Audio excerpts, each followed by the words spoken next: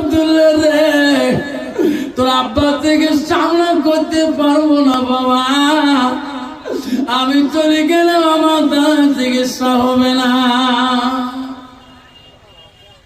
আছে হযরত উমরের শরীরে 6 জায়গায় পর্যন্ত ছুরি ঢুকে দিয়েছে।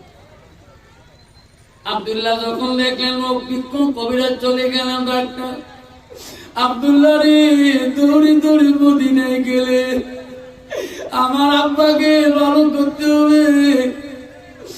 শোনা রে বর্তমান যুবকরা, বাবা যদি বেমারি থাকে গো, বাবা গেলা দুধ তো দূরের কথা, ঠান্ডা পানি বলে ওই ছেলের হাতে বিছানার মধ্যে পায় না।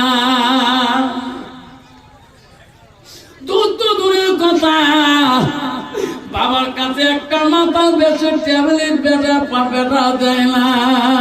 আল্লাহ নবীর কাছে আব্দুল ইবনে মাসউদ প্রশ্ন করলো, পালান নবী সাল্লাল্লাহু আলাইহি সাল্লাম আইয়ামা ইখাবুনাল্লাহু তাআলা, নবী গো আল্লাহর কাছে সবচেয়ে ভালো বস্তুটা কি? নবী বলো কালা বিদুল ওয়ালিদাইনা, মা বাবার সঙ্গে সব ব্যবহার করাটা আল্লাহর কাছে সবচেয়ে বড় আমল। 90% যুবক আছে